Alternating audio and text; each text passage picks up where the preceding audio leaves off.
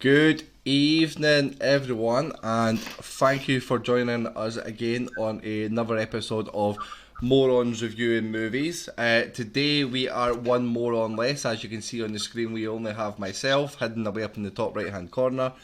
We have Daniel, we have Hunter, and we have Burnsy, who looks like on my screen anyway. His camera's froze. Oh, there he's back. There he's back. He's definitely he's caught the sun today anyway, and that red top certainly isn't helping him.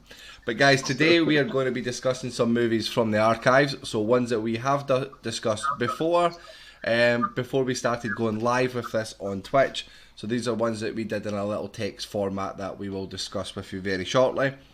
To give you a quick rundown about the movies that we are going to discuss, we're going to discuss Se7en, Milk, This Five Blood, Uncut Gems, and Fight Club. But I think a really good thing to do, guys, before we start is just pop back onto the leaderboard and remind everyone of how that looks, what we've got, and that will give you some scope to see where these movies are going to last. Does that sound okay? Yeah, Happy sounds days. good to me, man. Happy days. Okay. So we have our leaderboard. So looking at the leaderboard, not much has changed, of course, from last time. Parasite still sitting there pretty at the top, followed by Shawshank and The Wolf of Wall Street. We'll just let you look at them as you go down. As you're looking at the scores, guys, please have a think about what you would score the movies that we're going to discuss today. Pop that into the chat if you are here listening. We'd love to get your thoughts and opinions on the movies that we're going to discuss. I'm sure that these movies won't come down to the Dark Crimes and Zulu Dawn stage anyway. And then also, what one is really interesting to me is if you have watched any of these movies since we started doing this, please let us know. That would be really interesting as well. So, I think first things first, let's talk about the first movie that is on the list of our new movies for this week. And we're going to start off with Se7en. So who would like to start us off? I don't mind starting on this one because I think, did I pick this one? I think it was my pick, but I think we discussed it like a few weeks in the chat, like when one of the ones that needed to get watched for many viewing morons that we had in the chat. So there was a couple that hadn't seen this film. I'm just getting out there. I love this film. Like I think this is the perfect film of its genre. There's loads of like sort of creepy serial killer, cop, whodunit type films. There's loads of films like this, but I don't think any that I've seen ever come close to it. And there's just something, I don't know, there's something special about this, the way it's filmed.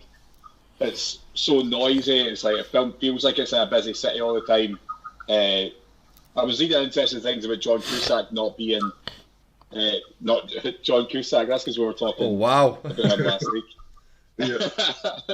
Who am I getting mixed up with here? Brad What's Pitt. his name? No. The bad guy, John Doe. John Doe. No. Kevin Spacey. Yeah.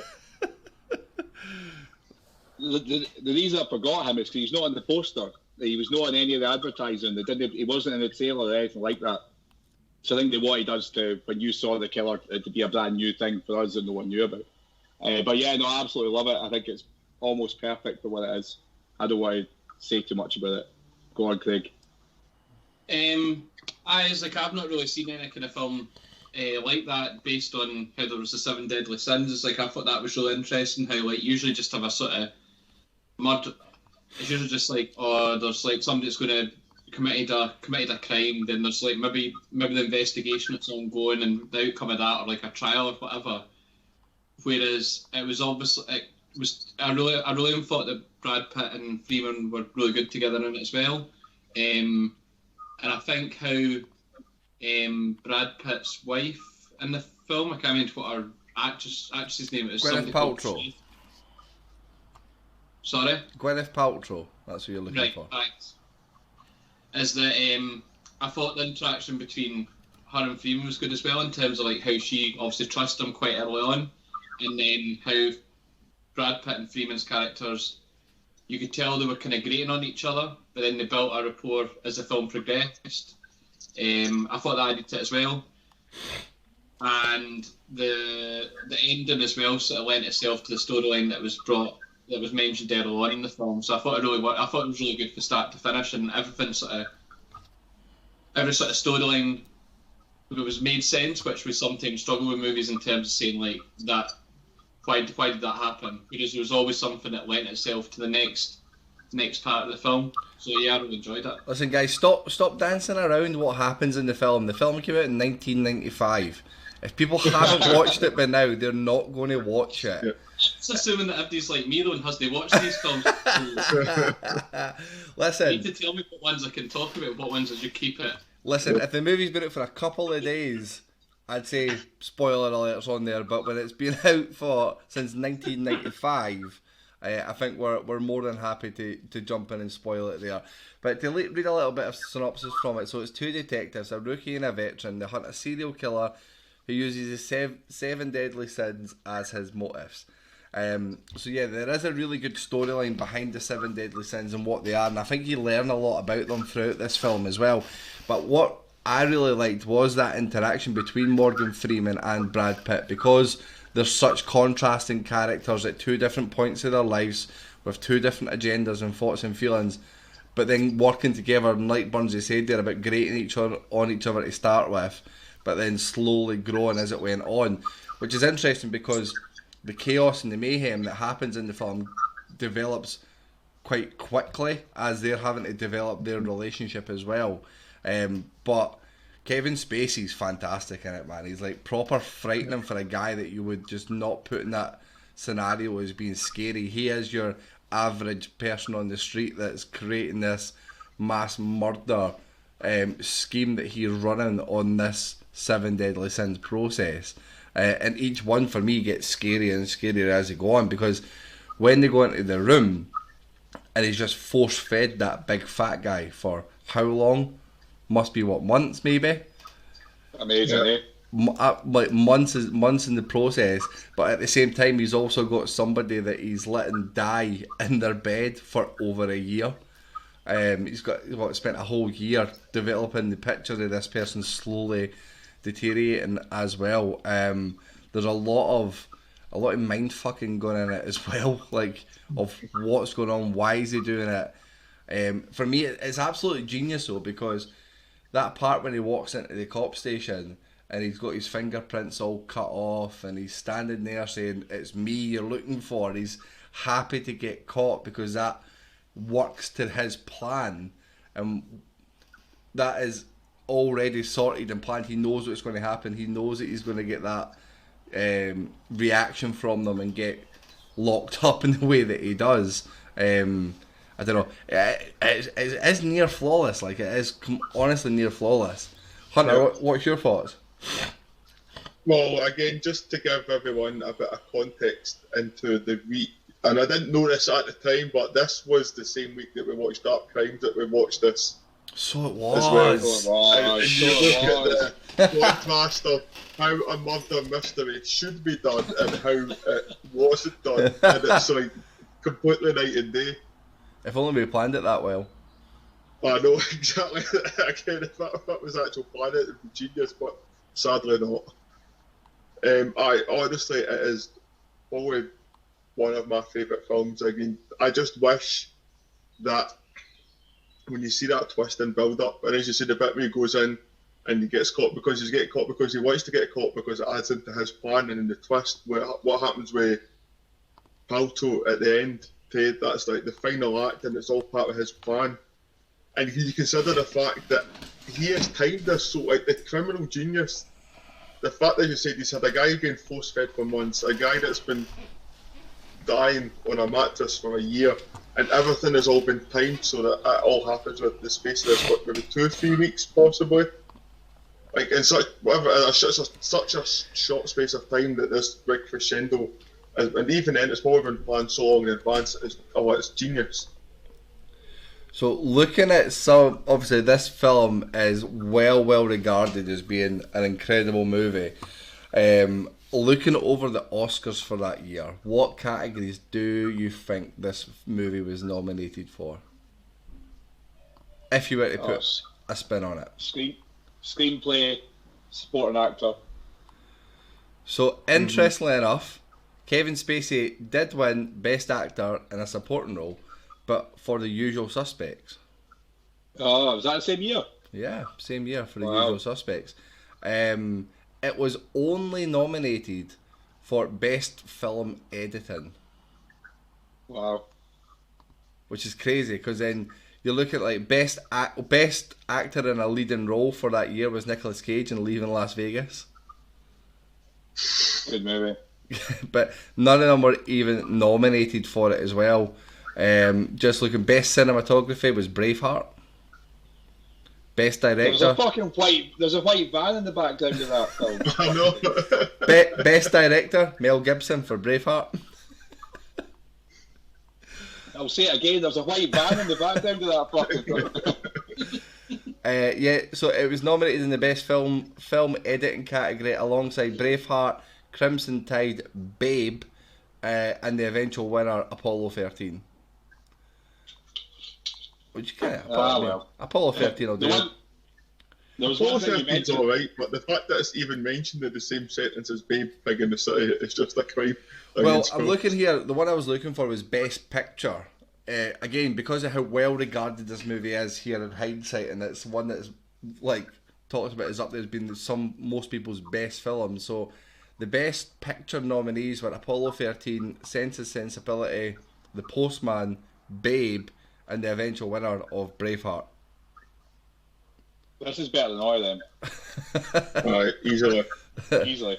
There was one thing Hunter mentioned as well, was that obviously part of the plan was that he wanted to get caught.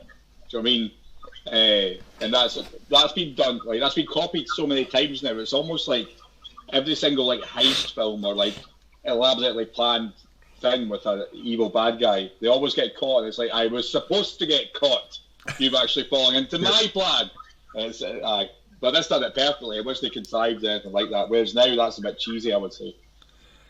Yeah, but even like obviously there is a twist, and I do think we do need to talk about it because it is one of the most impactful things of the movie, where the end of his the end of the plan of the 7 deadly sins was for, is it vengeance? Vengeance, yeah. Vengeance is the last one that he needs to be committed, and he needs Brad Pitt to commit that because he has murdered and beheaded Brad Pitt's wife, put her in a box, and got it delivered to them out in the middle of nowhere, which gives all that leverage to Brad Pitt to do what he wants at that point. But Morgan Freeman's character has understood this, and he's realised this is what he's doing, and by Brad Pitt killing him, he fulfills that destiny that Kevin Spacey's character was looking for. But then it puts you in that position, like, and you can see him totally torn by it. And I think this is where Brad Pitt's probably at his best, where he is really, you can feel that emotion from him, where he is like, do I do this? Do I not do this? He goes back and forward, he comes out with the gun, he puts the gun away, he wants to hit him, and then, of course, he kills him and John Doe wins. And it's a really strange movie in that sense, where the bad guy wins in this film. What's your thoughts when that comes around? Especially pick Burnsy's brains here, who this would be the first time you've seen it. For what I remember from watching it as well, like you say, it wouldn't have the same effect on me if it was just goes bang. You know what I mean? Because there was like quite a lot of build up. Even it might only been like 5 minutes or whatever, but that helped you sort of be really invested in the characters even at the end, because you were like, you're putting in your position. I was thinking, like, if I was in that position, what would you do? And the emotion would follow. You think the emotion would take over, which it did in the end, and then especially when he finds out that the bit adds that would be about how she had his unborn child that he didn't know about. Shit, yeah, I forgot about that. That's just going to be a complete shock at that point as well. Whereas if that wasn't there, then it would have made him. It might not made him as angry and as furious as he was at that point, and who just wanted to basically blow his head off. I know. I think the fact she was pregnant was definitely the big turning point. Do you know what I mean? Aye, that was it. I went. You see him sort of a switch sort of change at that point. Aye. I know, and it's both heartbreaking and scary at the same time as you're watching it. I just want to capture Sean's thoughts as well. So Sean shared with me the thoughts that he gave when he originally watched this movie. So he put, really enjoyed it. It was dark and quite gruesome. But again, because it's been put on such a high pedestal by the guys in here, I was always feeling it never really lived up to what I expected it to be. The twist was great, and I never actually saw it coming. So, let's. It's probably one of those. He'd probably like it more than that suspension, like he has previously. Yeah, I mean, it's a movie that you could, if it's on, you'll certainly sit and watch it. You would pick it to go watch it as well. So, if people haven't seen it that are in here, we've got 16 of you in here at the moment. If you haven't seen this movie, please get it on, get it tried, and get it watched. It is absolutely fantastic. Just reading over some of the trivia here as well. There was an actor that was first offered the part prior to Brad Pitt. He turned it down because it was too dark and evil, and he's now later admitted that it's been one of his greatest regrets in movies, and that was Denzel Washington. Wow, so it was going to be him and Morgan Freeman initially? Yep. That would have been an interesting one as well. Brad Pitt considers this to be the most perfect film he's ever made, which I can't really argue with that at all. I think it worked well in terms. I don't know what the age difference is, but because Brad Pitt, I thought it worked better with those two than it would if Denzel Washington was in it. Just with the age gap, I would have thought. You've got to mind this was in the 90s, so Denzel would have been young as well. Denzel Washington and Brad Pitt are similar ages. Oh, are they? I thought Denzel Washington from GC. So then my comment doesn't mean anything then. And sorry, there was one more actor that was offered the role as well before Brad Pitt, and that was Sylvester Stallone. John Cusack. Sylvester Stallone? How does that work? Sylvester Stallone was offered the part. So guys, just recapping on here as well, and the order that the sins come in the movie. So it's lust, gluttony, greed. This is not an order, sorry, but lust, gluttony, greed, sloth, wrath, envy, and pride. That's not an order of what happens in the movie. No. Nothing much more really. I was going to say just quickly to compare this to last week, seeing National Treasure, when Nicolas Cage was reading the books and tying all the bits together. Again, this is just another example of how you can have somebody sitting in a library going through a book, putting things together with their minds that maybe seem a bit sort of a big stretch, but it always makes sense. I mean, Morgan Freeman's character's got credibility as he does it, and it makes perfect sense. It just shows you it's not the things that happen that we were getting annoyed by. It's the quality of the film that they do it in, I think. So I'm just sorry to sidetrack here, reading some of the things here. So when filming the sloth victim scene, the SWAT officers were not told that the victim was still alive. So when the victim coughs and scares the SWAT team, that reaction is real. Wow, it scared the shit out of me. And Kevin Spacey was only actually cast 2 days before he started filming it, just as part of keeping that under wraps about the big spinner, really, I suppose. I'm sure I've read a thing before that when Brad Pitt's character, now he's got the cast on for the broken arm. Yeah. Mm-hmm. That's because he actually did break his arm in the chase scene. When they were saying the chase scene with Kevin Spacey. So they just had to sort of write it into the script, essentially. And I mean, that's what you would want as well, eh? But yeah, guys, I think we've nothing much more we can add or say to this, and I do think we've covered it off really, really well. Yeah, no spoiler alerts for this because it is years and years old, so you're just gonna have to suck that up, guys. But please watch it. If you have watched it and you want to give some reviews, give your mark on it in the chat, please do. You're all very, very quiet. But Sean has scored this one first of all. Burns, are you ready to take the scores?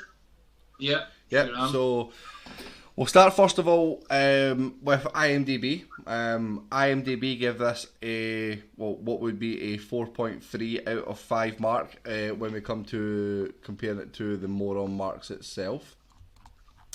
I'll get you the actual score there because there was actually millions of people that were on this for there. So they had an 8.6 out of 10 between 1.4 million people. Sean scored this a 4.5, Burnsy. Okay. And who'd like to go next with their score? I'll jump in since I was first to comment. I also give this a 4.5. Purely just for that little bit of wiggle room above it for that very special something. But yeah, a 4.5 I feel comfortable with. Okay, Hunter, your thoughts? I think I had scored this a 5 at the time, and kind of similar to Daniel. I think the romance and the being caught in amongst it, I was trying to score it as if the first time I'd seen it, but I think there are better things that we've watched over time. So just to have that little special spark of something that keeps it maybe a wee bit below something else, I'll go down score to 4.75. 4.75 coming in from Hunter. Burnsy, your thoughts, mate? I'm going to give it a 4.5 as well. I rated it a 4 before, but thinking back to it, and I think I was rating it lower because it was one of the earlier films, and I thought we might have seen loads better, but it's definitely one of the best ones I've seen so far. So 4.5 from me. 4.5 for you, and I'm going to match Hunter with a 4.75. It's right up there, as up in maybe the top 2 movies that we've watched throughout this whole list of movies we've watched so far. So what would that bring Se7en up to when it comes to us morons? Okay, that gives us a 4.6 score. A 4.6, which actually moves Se7en into second place. So slightly below Parasite, but above Shawshank Redemption. There you go. That'll cause some bother. Is it Yes. is it better than Pet Sematary, Burnsy? Just. No, I'm better than that. That was probably the first one point I've maybe rated it really high though. Yeah, we normally have one person that gives it a little slip up and a little mark down from what it is. But let's move on to the next movie on the list. And the next movie on the list, also, I think, Daniel, was this your one in Milk? That's definitely, just before we move on, Instagram also gave this a 4.46 as well. So we're pretty closely aligned with it, with our followers on Instagram for that one. But yeah, Milk was also my choice. Perfect. I'm sure this was the one where I'd actually picked something else that wasn't on Prime, and I just had to come up with something. Like you did every week for... like I did every week. Right? Every time that you got there. So to give a bit of background about this movie, which is the story of Harvey Milk and his struggles as an American gay activist who fought for gay rights and became California's first openly gay elected official. Filmed in 2008 and starring Sean Penn. But Daniel, you take it away. Give us your thoughts and feelings on this. This is one that you picked at the start. Yeah, I picked this one. I think I was the only person that had already seen this. But yeah, I'd saw it years ago, and I never really quite took in what it was about. I just sort of watched it in the background. But I think this is excellent. I think Sean Penn's unbelievable in this. I'm sure we'll get to this, but I'm sure he did win an Oscar for it, or the film did, one of the two. I think Josh Brolin is his counterpart in this. They're excellent because Josh Brolin, we'll go into maybe a bit more depth of what happens in the story, right? But to get towards the end, when Josh Brolin feels like he has to do what he does, I don't feel like he's ever been actually that bad a person. And I don't even feel like Harvey Milk's ever tried to be bad to him. It's just circumstances that have sort of put them opposite each other this whole time. And Harvey Milk wins every single time, it seems, to Josh Brolin, and he loses his mind. But no, I think both of them are fantastic. Much like the trial of the Chicago 7, this taught us a lot, I think, about maybe a time in American culture that us as British people wouldn't really know about. And I'm sure the same things will happen here in Britain with gay people fighting for their rights just to be alive and just be normal, do you know what I mean? And maybe there needs to be a British version of this to show the same thing that happened over here. But I thought it was excellent. I think Sean Penn's excellent. I think the soundtrack's excellent. I think the support cast is really underrated as well. Like Emil Hirsch and who's that guy that I fucking hate? That James always Franco. thinks about Seth Rogen. That's him. He's alright in it as well. But yeah, I think it's very, very good. It's very camp. It's over the top, but it's excellent. I'm rambling on now. I'm going to Listen, Sean Penn is absolutely fantastic in it, and you totally believe him as that person rather than just being Sean Penn. And it is a real grasp of different talents on there as well. But this was a movie I hadn't seen or even heard of, to be honest. I didn't even know the story behind Harvey Milk at all, but it was a really interesting one. And it was one that was... you were kind of gripped right from the start on the movie itself. There was loads of twists and turns as well. But before I rabble on, I will pass this over to Hunter to give us some more details. Yeah, I mean, I think similar to what I touched on with the struggles that he faced, but he's not just faced this, like every step that he gets further up that ladder. Like they move into the area, then the guy across the street doesn't want him in there because okay, then it becomes the gay hangout, and then he needs to start speaking up for other gay people within San Francisco, and then he gets a voice in that one city. But whilst he gets that voice there's gay people all the way across America are getting their voices quashed. Essentially, no, I wouldn't say it's the far right. Maybe nowadays it'd be the far right, but this right wing sort of Christian society or Christian politic party, they're just like squashing their rights all across America, and then the building momentum, they're getting put in everywhere. Then obviously they come up against Sean Penn. It gets to there and he gets into power, and again, it's such his struggle through that alone, and he gets to a place where he can give gay people a voice. And as like you said with Josh Brolin, during the film they've got a bit of a mutual respect and friendship whilst they're campaigning for similar things. But when Harvey Milk gets in and he's in the lead candidate and Josh Brolin's out for his place on the the council for the city, that is, I don't think, as you said, it's a circumstance. He's not nothing maybe against Harvey Milk personally. It's just that his career, what he maybe had in his life, has planned out as how his life was going to be. They just take it away from him, and it's just by chance. It's even he could have done it against any person, but it's just the story and struggles that Harvey Milk's character has, and the way that it ends. That's how it's such a great story. Go on then. The ending is excellent. Guys, share with everybody the ending, because it's 2008 this movie came out, so feel free to spoil it and share. So Harvey Milk's character, the main character, Harvey Milk, he's a political activist. He ends up getting into power. But at the same time, you see Josh Brolin's character throughout this film, who's also on the city council. And he's just he seems to just be trying to make ends meet for his family, and he's got certain values. But anyway, Harvey Milk screws him over. He loses his job, and he comes in and he assassinates him, essentially. Did he murder anyone else, or was it just Harvey Milk he murdered? Oh, he murdered the other guy as well. He murdered two folks, sorry. It was two people he killed. I can't remember what the guy's name was, but it was the guy who was like it was another guy that was in charge of like his superior. It might have been the boss. He killed someone else in the way. But essentially, and that's the thing why this film I think is so good, is that the way they've done this film, it's just all about Harvey Milk and his struggles. And his struggles to get to where he is. Because I think, much like everyone else here, when I first watched this, I didn't know that in real life he was assassinated. Mm-hmm. So I think if you knew your history with this, you would know what it was building to. But see, as a movie, I don't think it gave you any idea that it was building towards him being killed. Especially not by Josh Brolin. I didn't see it coming at all. It made an excellent end to the film, because to me, maybe this sounds a bit daft, but it shows you that all the things they were fighting for, I think gay people still fight for that now to a certain extent. Right? It's not fully moved on. Obviously, this film shows that it used to be much worse, but now there's still that sort of fight going on. And by the time he got himself into power, he was murdered.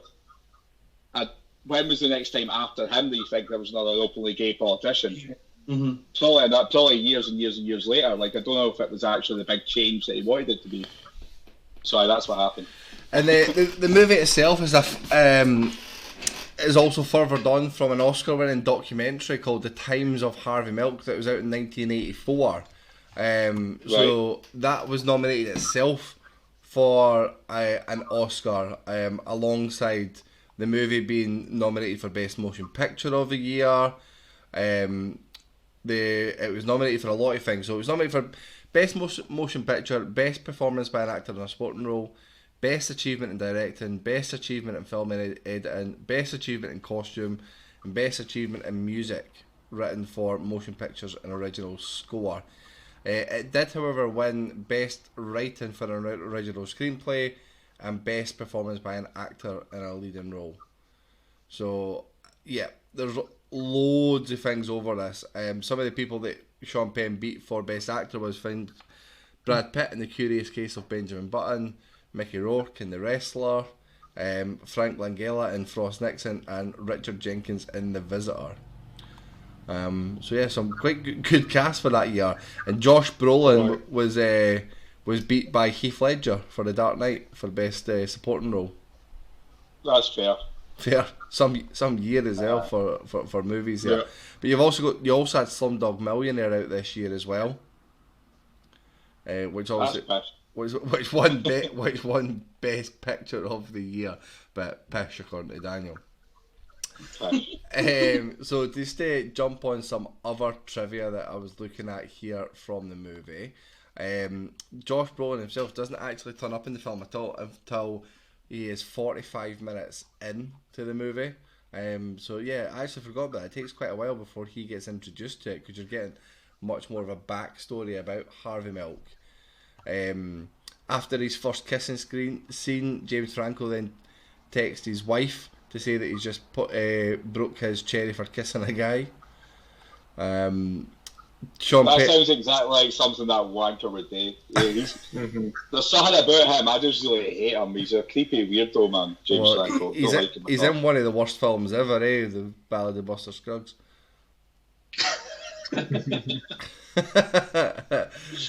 Sean Penn became the ninth actor to win 2 Academy Awards for Best Actor after winning this movie. What did he win it for the first time? I will find that out. Other people that auditioned for the role but lost out to James Franco were Chris Evans. We do much better, wouldn't they? And Bradley Cooper. Oh, I could see that one. Like, that would have worked well. Yeah. Bradley Cooper's class. What else is there on here? Sean Penn, I'm just loading up just now, for Oscar winners. He was a leading actor in Mystic River, which is a great film. I knew it was something like that. That's a very good film, actually, to be fair. Sean Penn's excellent. Like, he's underrated almost. He's fucking right up there. There we go. And I think we've covered off all what happens at the end, which is only parts that are left within the spoiler section. I'm going to give you Sean's thoughts on this as well, since he is not here. He has put, I didn't have high expectations, but I did enjoy it. It's reminded me a lot of the Trial of Chicago 7 that was mentioned by Daniel earlier. The way it was shot really made me feel like I was watching a film shot in the 70s, if that makes sense. The costumes, etc., were on point. Which quite interesting. He points it out, considering they won an Oscar for that as well. His input: it's not one I'd return to, but I enjoyed it.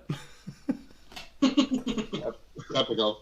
And he scored it a 3.5 stars, which he gave it another 3.5 stars after I asked him for an updated score on it.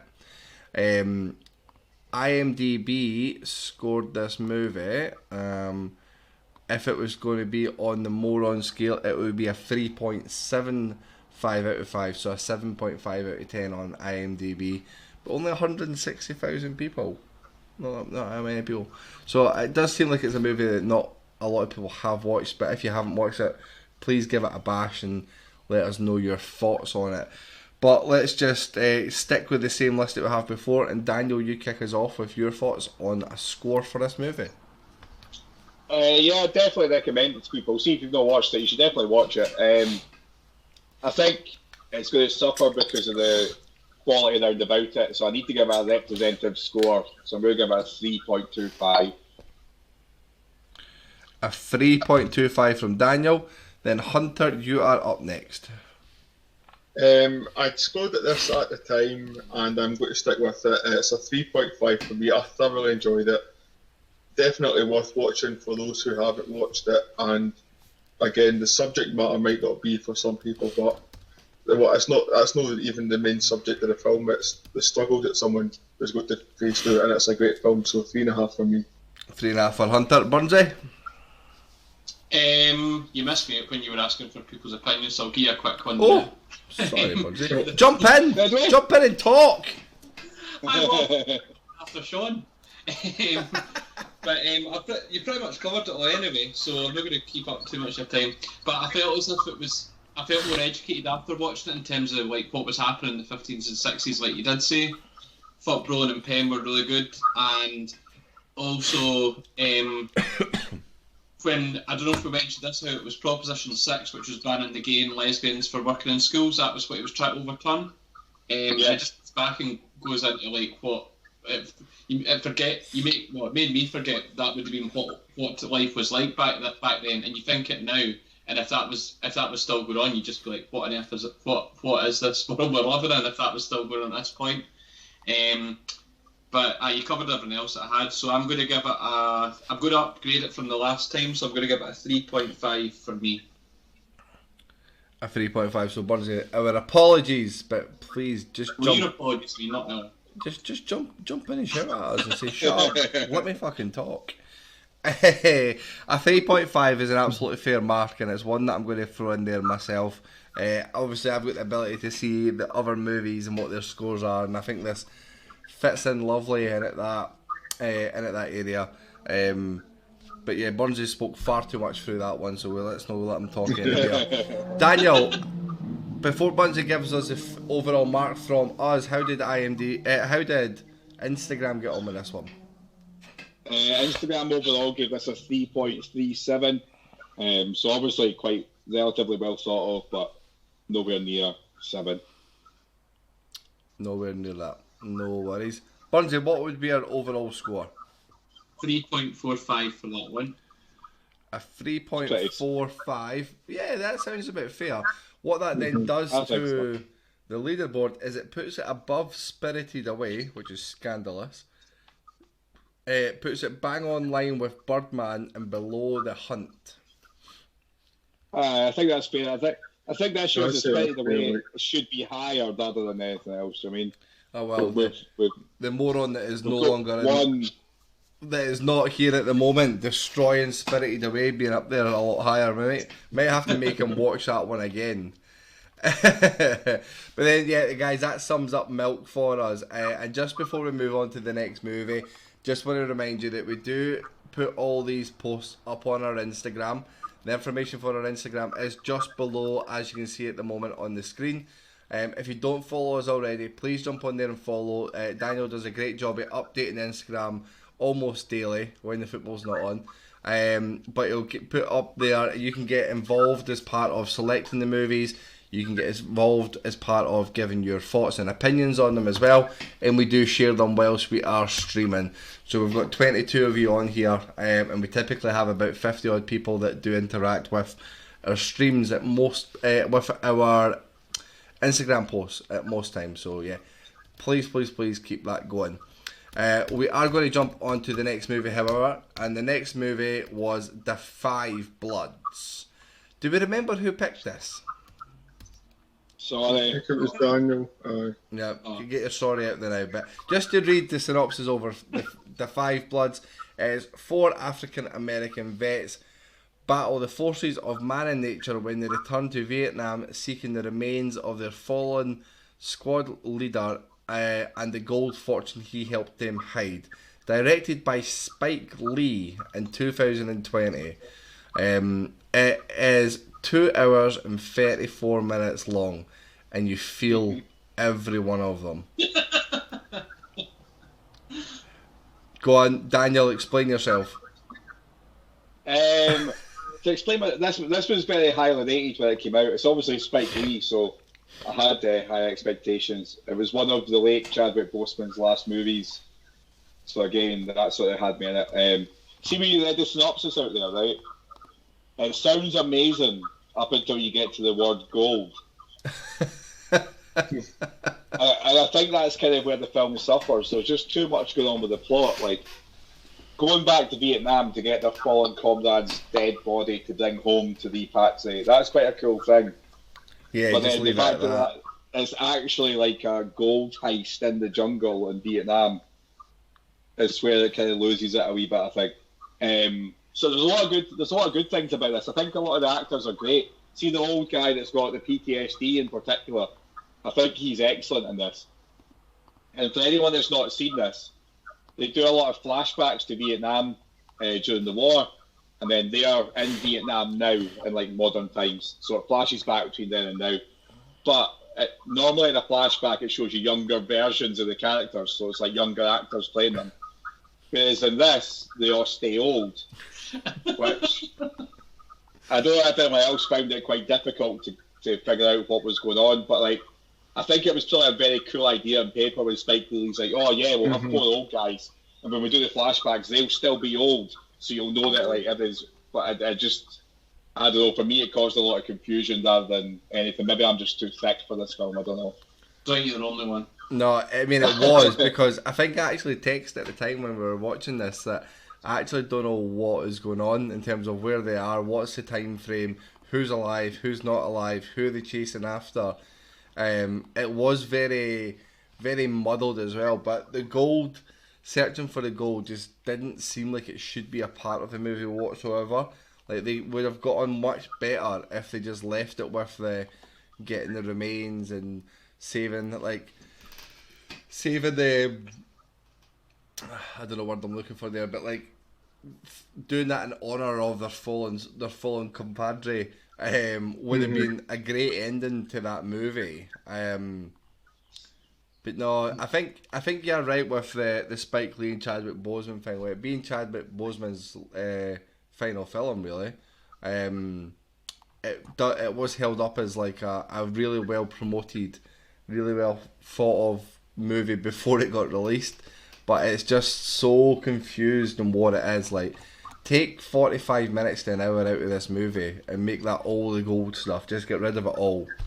Have them have a couple of redeeming factors with things that they've done when they've been over there in Vietnam at that point that they feel guilty about, and help them overcome that post-traumatic stress that they're having because of it.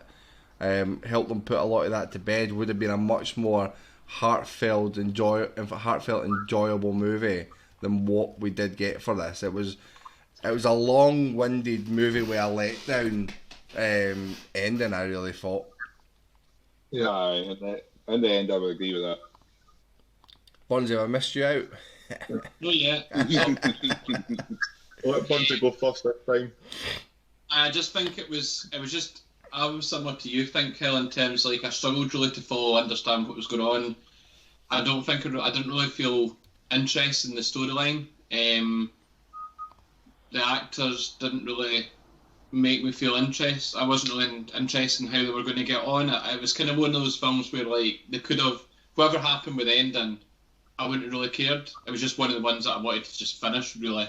And the bit that Daniel mentioned about how the characters were still old in the flashbacks, that was just confusing me. And I was like, at one point I was like, is this a flashback? Is this real? Am I missing something? Because you'd think they would just put the effort. Maybe it was just meant to be something a wee bit different, but it just didn't work at all. Having that, it's definitely not a film I'd go back and watch again, and I would encourage people not to bother watching it. Actively encourage it. So, that's it, Bunzi. Is it down there with the really crap films like No Country for Old Men? Off. Even worse than that. Well, we'll find that out when we get to your scores. Hunter, take it away, mate. This film, as you said, Daniel, just pick one of the storylines you want to go off on. Are they going back searching for gold that they buried during the war, or are they going back to recover their mate's body? and then just go with one of them. Add another one on just seemed to complicate the other one so much. Like, no, even that. So they're going to find Chadwick Boseman's remains to bring them back. But I see the fact they brought in the other guy's son to go along with them.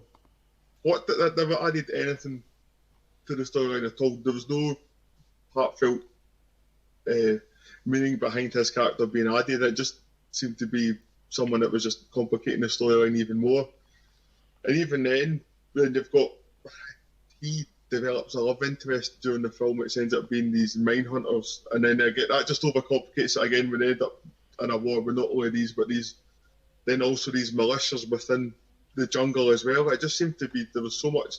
I mean, the flashbacks and stuff like that I understood, but there just seemed to be too much going on for what it needed to be. Just pick something and go with it, and again, it might have had some redeeming qualities.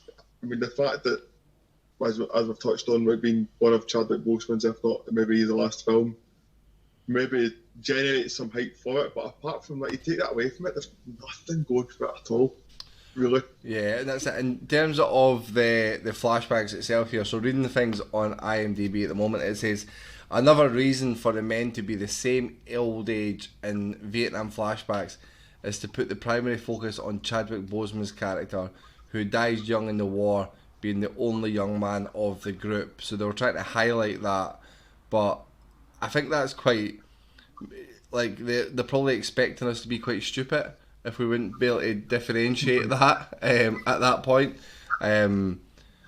So yeah, forcing us to know that he was the younger one because he died younger, you know, it was confusing. It kind of takes you out of the story for a little bit as well. It says here also, there's obvious foreshadowing in the film, most notably when Melvin's allusion to his inevitable fate by claiming he would never jump on a grenade to save the group. But even the Blood's main credo has relevance to the ending. The Bloods don't die, we multiply. It says, bears significance by alluding to the fact that their treasure is given to their families and descendants who are each fighting the battles of oppression in the front lines in America. So in essence, the Bloods have multiplied in spending their wealth across generations. I don't know, that sounds pretty shit. Blah, blah, shite. Shite. I actually got bored reading that, to be honest. So apologies to you guys. To give it a positive, right, because this definitely for me isn't a terrible movie like some of the ones down at the bottom. But one of the good positives for me was the whole way they dealt with the landmines. So it kept getting mentioned like here or there throughout it, but there were so many close calls. There were so many moments where, like, see when they found his body and they were crawling through to try and find his body. I thought, oh my god, there's be a landmine. And there was like 4 or 5 different moments where I thought, oh fuck, like they're going to get fucked by a landmine. And then by the time it happened, I'd actually forgotten all about landmines. Like I thought they'd made it essentially. And then it happened, and I was like, "Oh fuck!" Like that was the one bit that drew me in. When his foot was stuck in it, and then they had to swap him over in that. That was the best bit in the film for me. Yeah, no, I'll give you that. So to give you Sean's feedback on it here is, I didn't enjoy this as much. Felt it was all over the place and found myself lost at points. Some good bits, but not really what I thought it was going to be. Felt that it was dragged out, and one that probably much more appreciated by the film junkies / critics than your average punter. It sums up pretty well, to be fair. I'm deliberately leaving Sean's to the last to see if they tie in with what we're saying as well, and I think he does definitely cover that up very well. He gives it a 1.75 out of 5. IMDb gave it a 3.25 out of 5, so a 6.5 from its rating. Daniel, what do you give it? I can't remember what I scored it before, but I think a lot of that might have been a bit of pride because it was my choice. I'm giving it a solid 2 on my piece of paper. I'll stick with that. A 2 coming in there. Hunter? I had scored it a 2.5 at the time, and I think it was either up scoring it or down scoring it compared to other films that we've watched, but it needs to be down scored, so a 2 for me as well. And coming in for it, a 2 for Hunter. And then Burnsy? I'm going to score it at 1 for me. I just didn't really enjoy it at all. So, Short and sharp for Burns at a 1. I'm in the didn't enjoy it category as well, and a 1.5 for me. It's definitely not a movie that I would rush back to watching anyway. What did Instagram give it?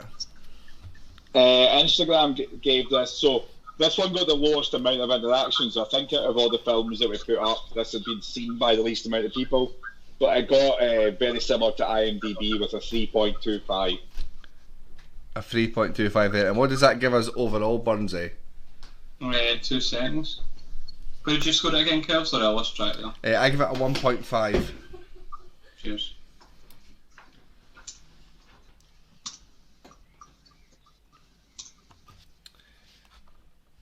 The accounting with his calculator there trying to work out the numbers. We gave him 5 different numbers there, guys. Come on.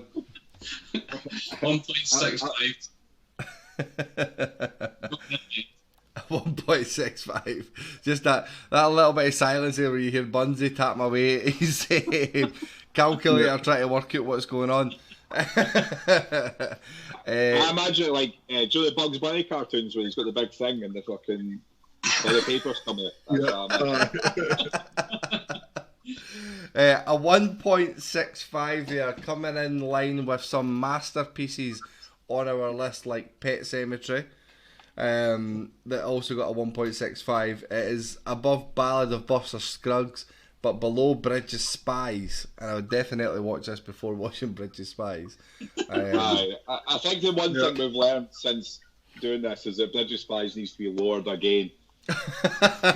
We need to have a review of reviewing Bridge of Spies just to get it down the list a little bit more. But Burnsy, the inevitable question that you get asked in all these great movies: is it better than No Country for Old Men? It's worse. Whoa! Good man. Good answer. We found one that's worse than No Country for Old Men. So let's move on to our penultimate movie that we have got on the list, which was Adam Sandler's Uncut Gems. So to give you a background, first of all, on Uncut Gems, it's with his debts mounting and angry collectors closing in, a fast-talking New York City jeweller risks everything in the hope of staying afloat and alive. Starred Adam Sandler out in 2019. Who wants to start off with their thoughts on this whilst I squeeze out my last couple of yawns? I'll go with this one. I'll go with this one. I'd picked this again. This was back, must have been in our very early days when we had one movie at a time. Something that I'd seen had gathered a bit of momentum review-wise. Obviously, I don't know, during lockdown and whatever else, everyone was just stuck in the house watching Netflix. And I hadn't got around to watching it yet. So I thought, I'll chuck it in. It gives me an excuse to watch it. And I wouldn't say I was blown away, but I was very, very impressed with it. I mean, you had a glimpse into someone's life who, on the surface to the outside world, maybe appeared to have it all, but his life was just unravelling hour by hour, day by day, going through this, and the way it builds up, you're just caught up in his quite chaotic mind and life and his struggles, and it builds up to the end. And there is a twist for those that haven't seen it, and you're just caught in and gripped and hooked and not expecting it to maybe happen when it does. But again, I was very, very impressed with it, and I would definitely highly recommend this to anyone. Happy days. We're going then, Bursy. You're desperate to get in there. Let us know. It's like when Hunter picked this one, I was quite looking forward to it because Adam Sandler's. I've watched a couple of Adam Sandler films before, and I thought it was always really good in those. I didn't realise until like partway in, which I remember writing in my review at the time, that I didn't realise like the loan shark was his brother-in-law. I don't know if that was something that all of you picked up straight away, because I think it was maybe like 45 minutes into the film that I was like, oh, those are actually, his loan shark is actually somebody he's related to, which were the wife that he was getting divorced from. But the storyline itself, there was loads going on. There was always plenty of action. The ending, like Hunter said, I didn't really see that coming.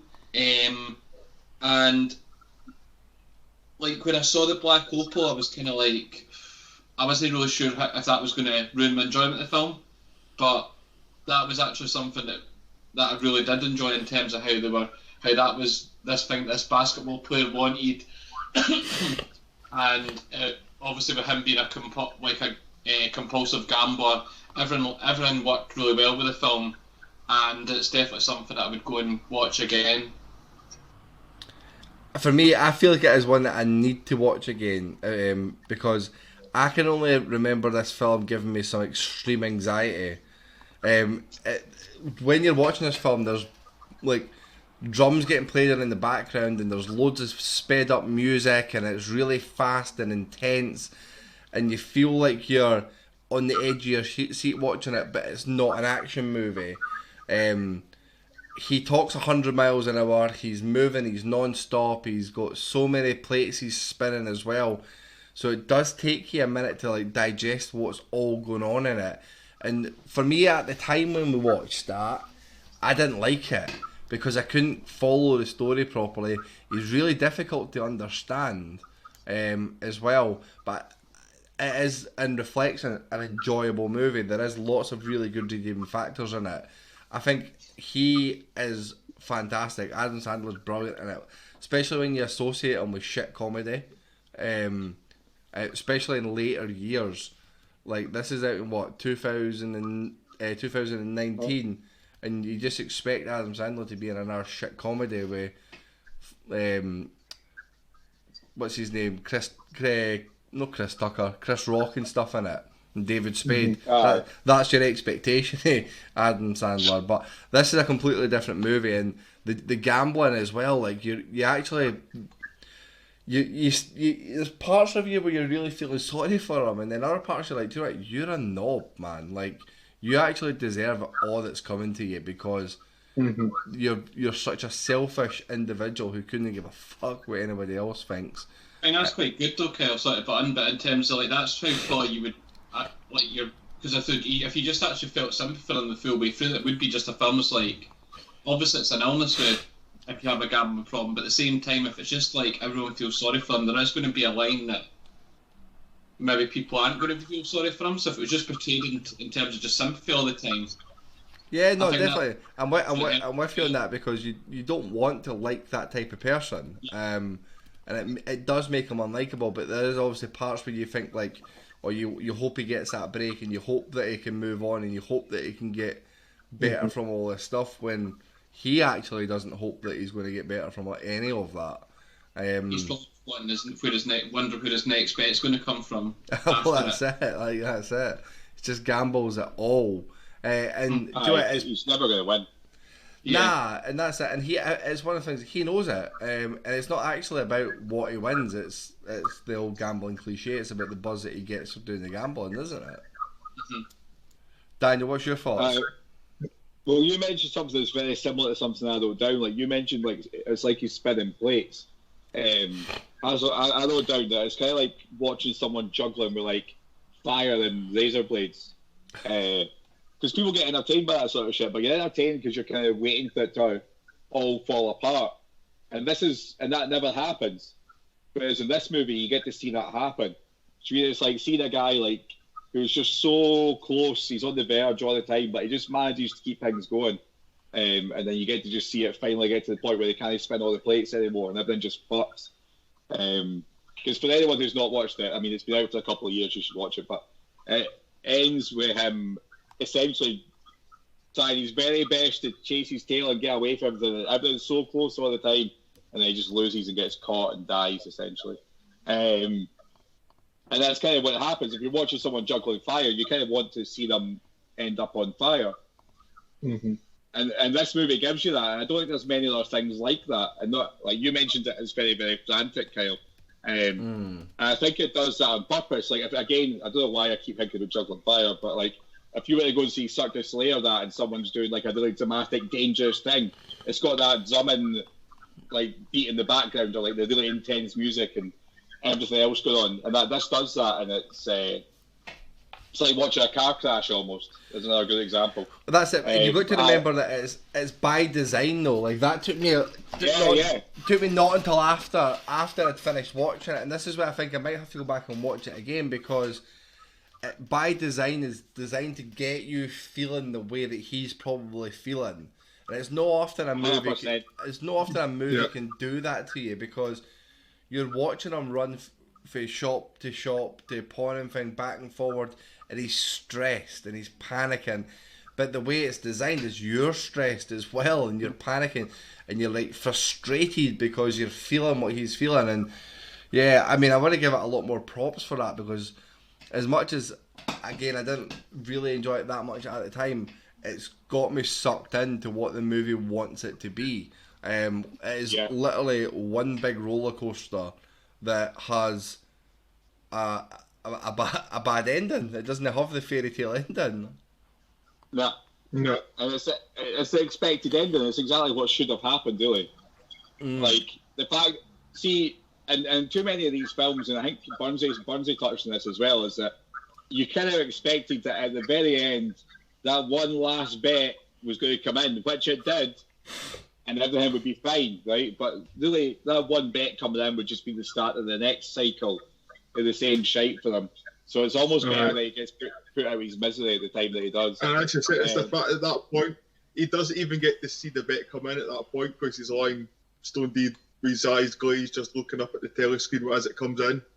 And then they gave like complete closure to the film, instead of if that had happened, it'd been like, oh, we'll go and meet the woman, and then what happens after that? You would kind of be left on without knowing the proper end of it. Whereas now you're like, oh, well, he's gone and she's got the money, so yeah.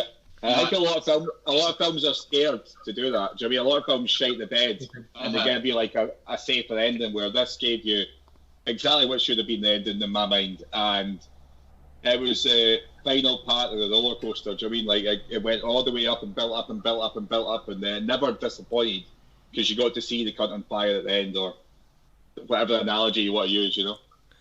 Yeah, no, that's fair play. I think I'm gonna watch this movie again. As you can imagine, it wasn't nominated for any Oscars. I don't think it's that type of film.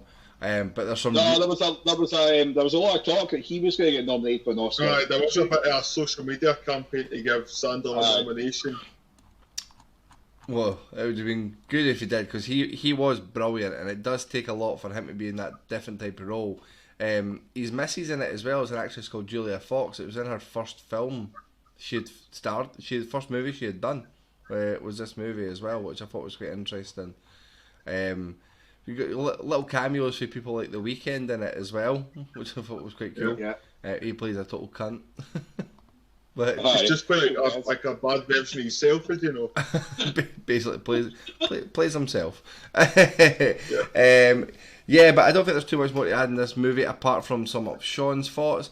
So Sean's put here, we go over the actor on every review, and everything bar Zulu Dawn has come out strong, including this.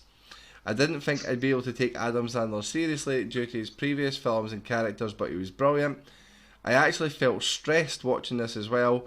It was so busy and felt like you were going through the same emotions. It kept me interested throughout, and I would watch it again. Howard is a wank, but he's the kind of wank you want to win.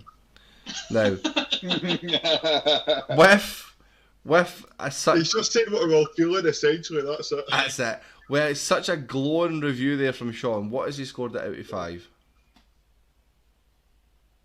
4, probably, I'd imagine. Yeah, quite high. He's gave it a 3. What? I'll never understand that, boy.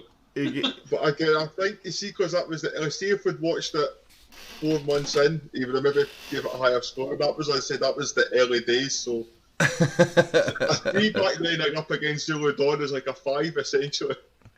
Well, he's scored it in as a 3, and when I've asked him for an updated score, he still gave it a 3. So, a 3 coming in from Sean. IMDb's got it set up there at 7.4 out of 10, so a 3.7 out of 5. Daniel, we're going to keep the same route going with who gives their scores. You give us your score first, please. So I'm going to give this a 4. I was torn today. I was thinking about trying to put it lower again, but then I kept thinking about how much I enjoyed it, and then I'm going to stop comparing it to other stuff. I think it deserves a 4. Fair play, sounds good. Hunter? A 3.75 for me. I did score a 4 at the time. I think there maybe is something better, but I do want to watch it again, so I'm maybe being harsh with this, but I'll still stick with 3.75. 3.75 for Hunter. Burnsy? Yeah, I'm going to give it a 4 as well, which is what I gave it before. I just really enjoyed it, and like you touched on, Kel, it was like you were just on a roller coaster throughout it. Like I couldn't stop watching it. Like I couldn't turn it off and go back to it because I was just that engrossed with it. Yeah, no, that sounds fair as well. I'm going to score it lower. Just again, this is maybe more me thinking about what's out there. I'm going to give it a 3.5. But I definitely will hang my hat on the fact that I do need to watch it again. Knowing the fact that I'm going to get stressed the fuck out whilst I'm watching it. Before, we'll give Burnsy a couple of minutes to bash his fat thumbs onto his calculator. Daniel, how did Instagram get on with this one? Instagram, I think the four of us on Instagram have been fairly well aligned this week, and Instagram gave it a 3.81 overall. 3.81, nice and random. Aye. So, Burnsy, have we bought you enough time for you to work out your score? I was quick there. 3.65 for that one. A 3.65 now. If we add in that to the leaderboard, a 3.65 puts this in the top 8 of the movies that we've watched. So it puts it slightly below The Hunt and above Birdman and Milk.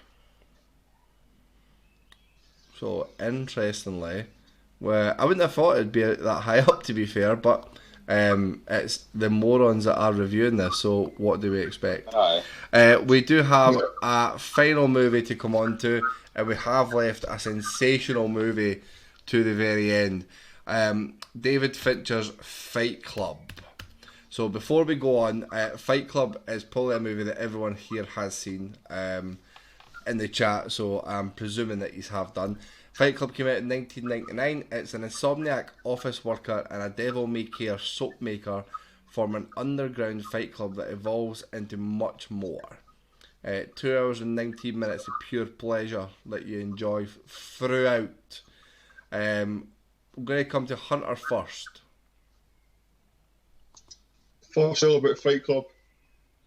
Is that Is that us done for the night then? That's us, boys. I'll give you my score and that's it. Well, as funny as that would be to go out in the end of a stream with that, I'm not going to allow you to do that. I'm going to make you talk about it. I on a serious note this time, going back and watch it again, I think this possibly might have been what we started the movie club on as maybe a benchmark for, or maybe even we suggested it for Burnsy to pick back in the day. But it is superb as a film. Like that relationship between Norton's alter egos with him and Brad Pitt, who he is, who he wants to be, that wrestle all the way through the film when you think he's got his life in order and it just unraveling from there on in. And I think as Kyle, you touched on when we reviewed it, that you had noticed that Helen Bonham Carter always sees him as Ed Norton during the film. She doesn't see him as Brad Pitt at all. Yeah. I think there's a bit. I think that there's a bit where I think it shows you what there's the sex scene, but it's like the frantic characters within the lovemaking. But again, that's like going through Ed Norton's recollection where he's been Tyler Durden in the bedroom whilst he's apparently downstairs making a cup of tea, listening to it or whatever. But again, it's so good. I maybe dilutes it because I've maybe watched it so many times over the years now, but I think I mentioned this at the time, that crescendo, what happens at the end, where that Pixie song playing in the background is up there and like top cinematography for me, the setting, the soundtrack, as it's all happening or not. Just to jump back to Hunter, what you said there about the sex scenes between them, and obviously you see Ed Norton's character kicking around the kitchen and that, just chilling as he's hearing Tyler Durden and his missus going at it up the stairs, or who he thinks it, like, because you obviously feel a hatred between Ed Norton, Helleborn, we'll call her HBC's character. You feel that hatred, and then you feel like she's obviously getting used off of Tyler Durden. Some of the trivia that I was reading, I'm going to come into this a little bit earlier, because what I think in reflection is like how well that's been directed, acted, and like performed, because Brad Pitt and HBC have had to film those scenes together and record all that audio and then play it, but actually that's not, their characters don't actually know each other as well, if that makes sense. No, I do get it. I'll let you carry on. I mean, I'll jump into my thoughts on it anyway. It is a brilliant film, and it's one of those ones that everybody seems to know about anyway.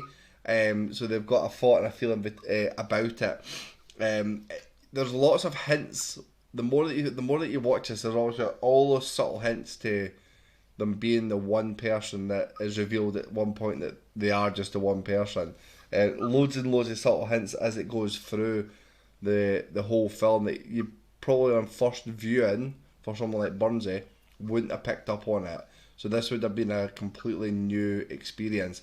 But I try to think like the scenes where it shows you where he's punching himself in the face, he's fighting with himself and talking to himself. He's just a man that's lost his shit, that's been able to convince other people that have got their own demons to help with to jump into this scenario that it's just a game that he's playing with this made up character. It's so cool. I'm gonna just man love all over it. So I'll pass it over to you, Daniel. So yeah, this movie's one that I've seen, God, so many times. It's like the classic. So we're all in our early 30s, right? This is a classic poster you would have on your bedroom wall as like your sort of mid to late teens. I remember getting this for the video shop on VHS to come home and watch one week. I thought it was about fighting. I thought it was like Street Fighter or something I was going to watch. And I watched this as a teenager. So to be actually confronted with what it was absolutely blew my mind as a teenager. Like this, I just thought this was the coolest thing I'd ever seen when I first saw it. I wanted to be Brad Pitt. Like everybody, like a whole generation of kids went to the gym to try and have Brad Pitt's abs for this film. And getting the blonde highlights in your hair too. Like, this is the Tyler Durden was the coolest cunt in the world when I was a teenager. And maybe that I maybe look at this with sort of tinted glasses, but I do think it's excellent as a film. Ed Norton's brilliant. He sort of carries the whole film really. Like Brad Pitt just gets to kind of act cool, and that's kind of it as far as the depth of his character goes, because he's just playing the cool aspect of Ed Norton's character. But no, I think they're excellent. And like Kyle mentioned, the difference between this and a lot of other films where there's a big twist, right, is that it normally goes one of two ways. Either give you too many clues and then you know what's happening, or there's very few clues and the twist just comes out of nowhere and then they'll flash back to it and go, oh, you should have spotted this, but it's always a load of nonsense. It was impossible, right? This, along with like The Sixth Sense, are probably the ones that I think of where you never saw the twist coming, but they gave you so much evidence that the twist was coming that it was their own fault. Do you know what I mean? Like, there's so much evidence all the way throughout this about what's going to happen, but the story's so good that you never notice. You never pay attention to any of those things until afterwards, and that's why I think it's a masterpiece, to be honest. Yeah, no, you're absolutely spot on, and you touched on there about Ed Norton as well, being like Brad Pitt playing that little cool part of his character as well. Brad Pitt had to be convinced to be a part of this movie, so he actually didn't want to do the film, and then David Fincher had to arrive on his doorstep whilst he was making Meet Joe Black, and basically insist that he went for it. They went for a beer together and they pitched the whole Fight Club again before Brad Pitt actually took it on. Could you imagine it not being Brad Pitt? No. Like when that was filmed as well, like Brad Pitt was like the ultimate Hollywood hunk essentially. Like no one else, and he obviously has got the suaveness and he's cool and he could pull that off. Nobody else could do that back in the day, I don't think. Well, the other actor that was lined up for it if Brad Pitt fell through was Russell Crowe. Oh, that makes me feel sick. That's a totally different movie. Russell Crowe would certainly not have had the same effects on it there as well. Just reading there that Ed Norton actually lost between 17 to 20 pounds because he had to beef up for his previous role before this, which was American History X. So he's went from being big beefed up Ed Norton to wee skinny dweeby Ed Norton. So Burnsy, it would never have worked if Ed Norton was in the same shape he was in American History X. Like, definitely not. Burnsy, I want you to take us through your experience of it. I think it's something I said. I think this was maybe the first or one of the very first ones that we had watched. So, and obviously I'd never seen Fight Club before. Like you had pointed out, it's like when the twist did come, I was just completely taken aback. I didn't spot any clues throughout it. It's definitely something I'd go back and watch again, because I think at that point as well I wasn't really taken in as much as I hopefully do now when I'm watching films. But the couple was really good. It's like I thought like the start of it was really random as well when they were just on like the flight together, and it was just how they started off. It was like two random guys, then just start hanging about together, which. Obviously, looking back, it's like, well, no wonder they started hanging about together because it's the same person. But obviously, back then, this is so bizarre. Like, why would people just start doing this? And obviously, if it just carried on throughout the film, you'd be like, nah, I don't like that. That doesn't make sense. But obviously, now when you realise what actually happens, then it does make obviously, complete sense. And then obviously when they start fighting with each other as well, and like when it was Marla who'd.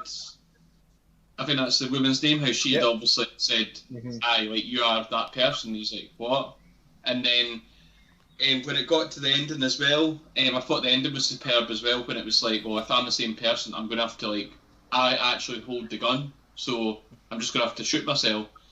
Which, even to me at that point, even when I knew, it didn't even cross my mind, that was what would happen as well.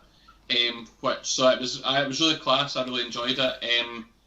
It's definitely something I'd go back and watch again, but I think I didn't take everything in as a first-time watcher, which obviously you have all watched it numerous times now, so I think maybe I was like what I did. But it's definitely very enjoyable. This is a movie that you have to watch more. Like, the more you watch this, the more you take from it. This is something that you'll potentially watch 4 or 5 times and pick something up, something different every time from it.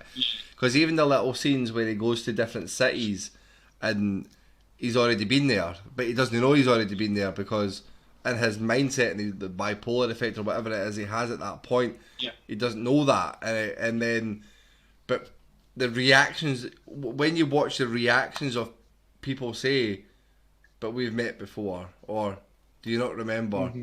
Yeah. And he's like confused as shit, but these people are like, why does he not remember me? Like, he just punched my face in the other night. Like, he's I think sorry, I was just going to say, it's the only film that obviously it's ever had that kind of effect on me. There's ones that you'd watch and be like, oh, it was really good, I want to watch it again because I want to see this, I want to see the storyline, I want to see the actors or whatever, but because it's more one, I think it's really good, it's a film that you need to watch again to actually, although you understood it by the end, you want to actually understand how they got to that point instead of just being, oh, that was a really good film and I really liked it, but you want to actually understand the thought process and pick up all the hints that they actually gave you and think, why did I not see that coming? And that's it. And just reading some of the trivia on here as well, one that's caught my eye that I thought was really clever is obviously the rule you do not talk about Fight Club is also designed to be put in there, and it's put in there really early on for the viewers to not spoil the movie, which I thought was quite clever because you do, when people talk about Fight Club, everybody does, just like Hunter did at the start there, oh, you don't talk about Fight Club. And that would have been the end of a lot of conversations for people that have seen it when it was new at the cinema or new out. People, that would have been like, sorry, don't talk about Fight Club, you need to go see it. And it was I think that plays into part of how this was like more than a film. I think Fight Club's like a cultural phenomenon. Like, this was like that picture you've got on screen there. That is the poster of a generation as far as movie posters go. Like, this was such a cultural thing. Like, if you say anything about Fight Club or you don't talk about Fight Club, everyone knows that. Everyone, like, you go all over the world and say, what's the first rule of Fight Club? And people know that. Do you know what I mean? It's weird for... I'm assuming, like, you maybe have the numbers, Kyle, but I don't think this did very well at the cinema. I think this was one of those that became, like, a big hit later on. Like a DVD thing, like, folk then go out and pass it on the rates, and it got that cult following. I'm pretty sure. Ironically, like Fight Club did in the film as well. So Aye. its opening weekend did 11 million with a budget of 63, but I'm going to see what else is out that weekend to see how well it did in comparison, because it wasn't successful at the Oscars. It was only nominated for Best Effects, for Sound Effects Editing. The movies that were in Best Picture were The Sixth Sense, The Green Mile, Cider House Rules, The Insider, and the eventual winner, which was American Beauty. So I mean, I definitely thought a best director could have been on the cards, like, so, because I understand it's maybe not that classic type of film that could win an Oscar. Like, it doesn't strike me as a best picture, but the directing is phenomenal. Like, the way it's put together is something different. I was surprised David Fincher wasn't up for it. so when I'm looking at the opening numbers for films in 1999, it is the lowest number is 9 million, and Fight Club's on 11 million, right? But it's in the bottom 5. So Aye, and I knew it didn't do well at all. Like, when you take into consideration that the week later House on Haunted Hill came out and got 16 million, which I didn't even remember that, to be fair. Patch Adams 20 million, Sixth Sense 20 million. Then you go up as far as things like Austin Powers got 54 million in its opening weekend. The Mummy, The Mummy 43, Big Daddy 41, Tarzan 34. Yeah, so Pokemon 31 million. So there's loads of come on. up the Pokemon. But there's obviously a lot of movies. This was one of those, very much like Shawshank Redemption. Jesus Christ, I've just seen there. Sorry, this is from me here. The Wild Wild West got 27 million. And that was a flop as well. That's what I'm saying. Like, this film, really, nobody went to see it. So, see, by the time I'd seen it, I saw it on, like I said, for the video shop. So back then, that was like a whole year after I'd been out of the cinema. No one had ever spoke to me about this film. Like, it was just one of those things. I think the DVD market became a huge thing at the same sort of time as this film came out on DVD, and it just sort of, I think that's what's made this a big phenomenon, much like Shawshank. If you were to just read the synopsis, the fact that it's an 18, so that automatically brings down how successful you can be usually. And like I said, the synopsis and the name of the film don't really match up. Mm-hmm. Like, to me, I thought it was going to be about an underground fight club, which I suppose it kind of is, but it's not at all at the same time. Well, to read you out the list of rules of Fight Club, because I think this is important for everybody to know. First rule is you do not talk about Fight Club. What's second rule, guys? Don't talk about Fight Club. You don't talk about Fight Club. The third rule is if someone yells... No sharks. Not quite, sorry, not quite. If someone yells stop... First night you've got the fight. We'll get to that one as well. So if someone yells stop, goes limp, taps out, the fight is over.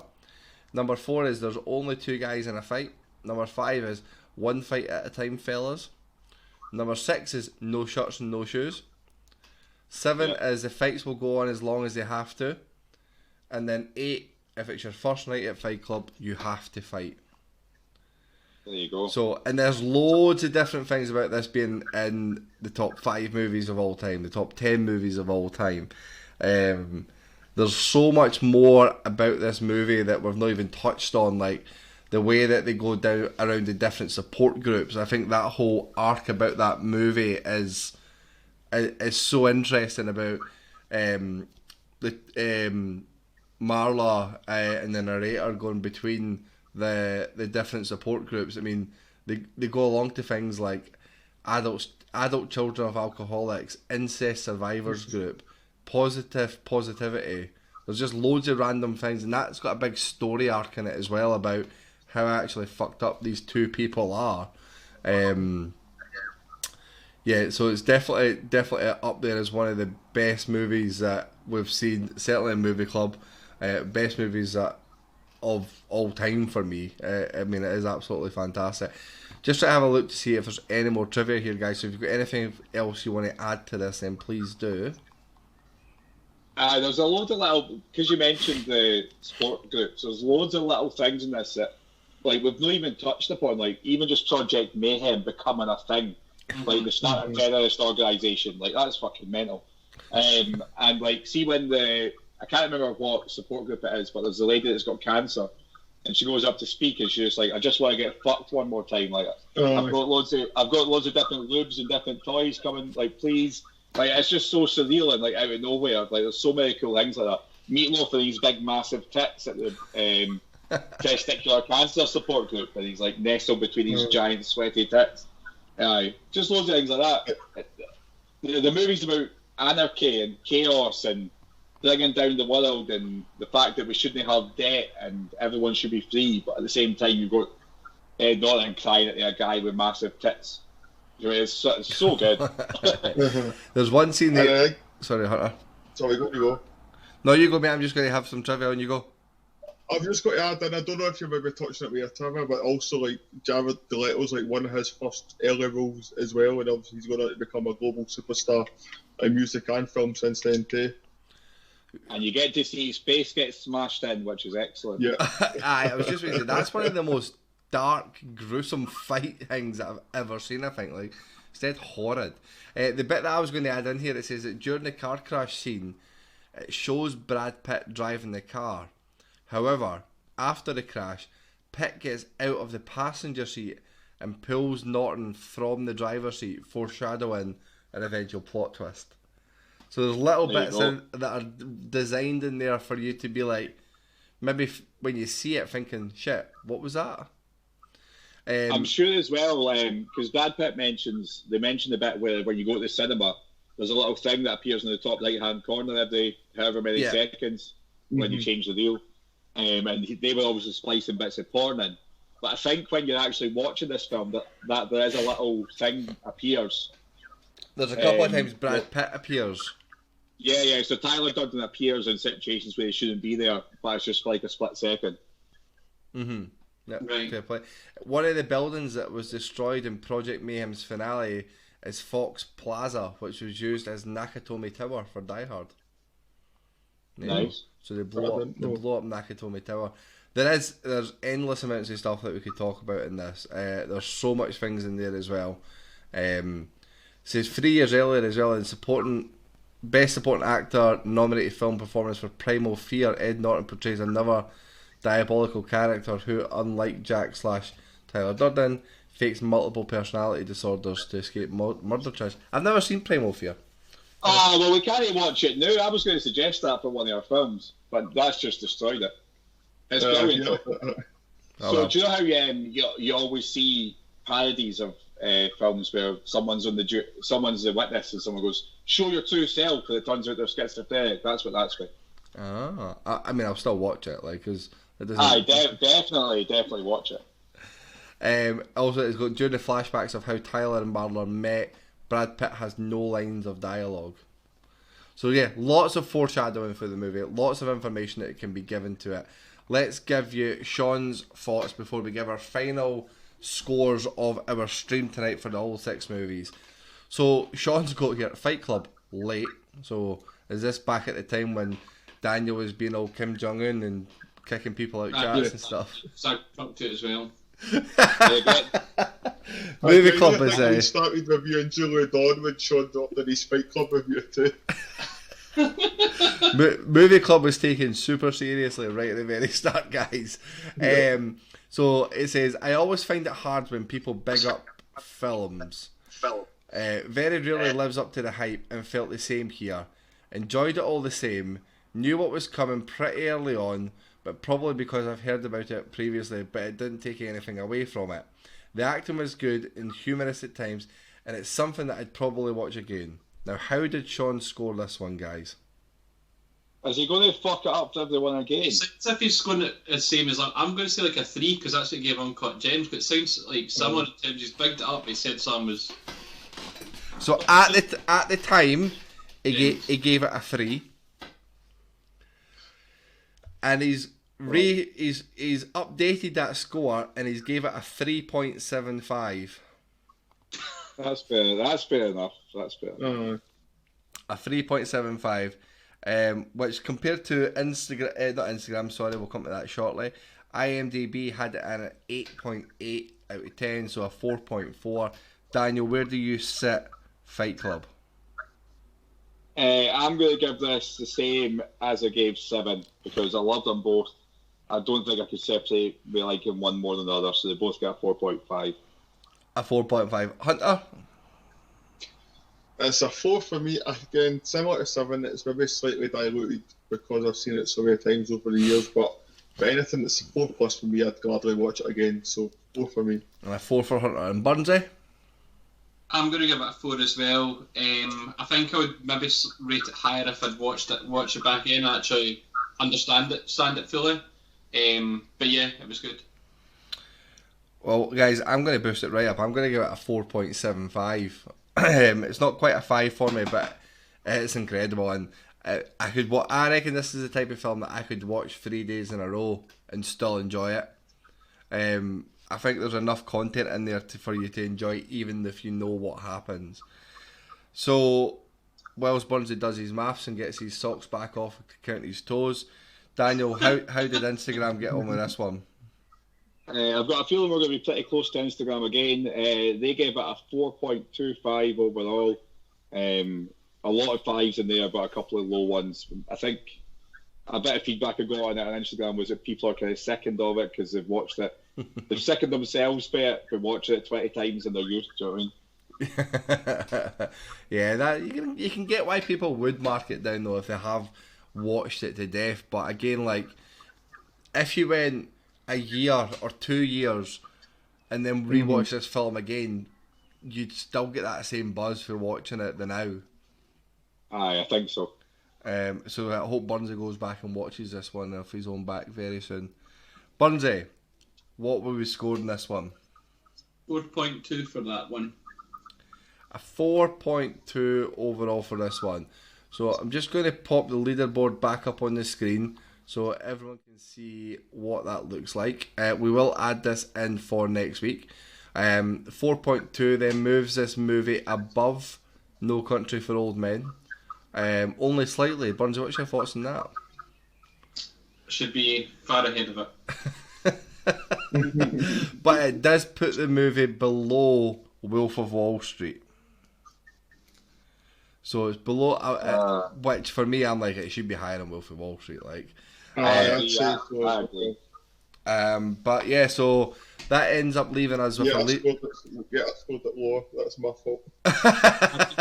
A bit higher, but I enjoyed that a lot more. But well, that leaves us with having Parasite number 1, Se7en number 2, Shawshank Redemption number 3, Wolf of Wall Street number 4, and then Fight Club kicks in at number 5. So it is a cracking top 5 movies for those that want movies that they would like to watch as well. But guys, just to finish up what we're talking about there before we move on to what we're going to be doing next week, that is us 4 morons today that have reviewed Se7en, Milk, There's 5 Bloods, Uncut Gems and Fight Club. There is at least 4 movies there worth watching and 1 definitely not worth watching. I certainly will be going back and watching Uncut Gems, and I'm hoping we can convince Burnsy to give Fight Club a second watch. I think that would definitely be beneficial. But guys, let's jump on to talk about what is coming for next week. So, the movies that we have got coming for next week are The Fighter and Moneyball. So these movies were decided as sport movies that we had. Our sport movies were then put onto Instagram. And sadly for Daniel, these were the 2 winners. He was not happy about this in the slightest. Daniel, what was the 2 movies that these 2 beat? So we had 16 movies, but they got all the way down to the final 4. The 2 I wanted at the start were No Country for Old Men. I'm obsessed with it. What sport goes on in that? What's that again? They were White Men Can't Jump and Remember the Titans were the 2 that I wanted to watch, but they lost out in the semi-finals to The Fighter and Moneyball, which I'm looking forward to both of those as well, so I won't be too sad. Happy days. So yeah, it was a really good way for us to strip down the movies to get to these ones. Two movies that I have watched recently, but I certainly will be watching them again. And even Burnsy's watched one of these movies previously, so you'll have a fresh set of eyes for watching it for the next time. So next Monday at 9 o'clock we'll have The Fighter and Moneyball. But before we find out before we finish up, we are going to jump onto the wheel and we're going to get spinning to see what movies that we can watch, what movies that get selected for the categories for the following week. Again, guys, to reiterate, on the Instagram page itself is where you'll get to be included as part of the process of selecting the movies. There will be posts going up in the next few days to let you know the movies that are going to be battling against each other. To give you a quick rundown of the categories as they have changed, and I will shuffle them before we go. So we've got 80s comedy, 80s action, 90s comedy and 90s action, cop movies, war movies, romance movies, foreign language, coming of age, sci-fi, horror, thriller, fantasy, animated and British. So guys, are there any ones that we're hoping for? I'd quite like a horror movie because Sean's not here this week and I feel like he deserves a couple of scary films for missing.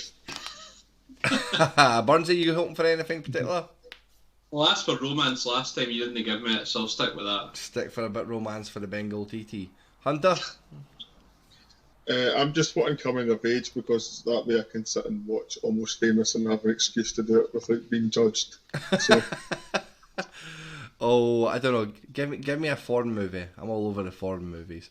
Okay. And we are spinning. Guys, are you watching this live? Will you be able to see this or do you want me to tell you as soon as it hits? You'll need to tell us. Tell us as soon as it hits because we're 15 seconds. I'm a wee bit behind. Okay. As is me with watching anything online. So, the winner of this week was cop movies. That'll do. Cop movies. It's quite a broad one. Yeah, so hopefully we can find Beverly Hills Cop. That'd be ideal. I'll get looking tonight. If anyone knows of any good cop movies that are on the most famous streaming sites, let us know. Perfect, I know of some. That's it. And the streaming sites we typically use are Amazon Prime, Netflix, and Disney. So if there is any good cop movies on there that you do know of, please just pop them onto our Instagram. Send Daniel a message. We may put a post up and let you be able to just click and type something in there as well, as soon as possible. But guys, that is us. We are going to finish the stream just now. What we will do is we will put it onto our stream ending page and we will send you across to another streamer. Please pop into their streams and say hi, give them a follow, and hopefully they will give us a little shout out. But guys, that is it for us tonight. We have a good hour and 40 minutes of talking. 5 movies reviewed, 2 movies that we've got coming next week, and we will get moving on to the next category. So it's a bye from me and a bye from the lads as well, guys. Take care now. Have a good night. Bye.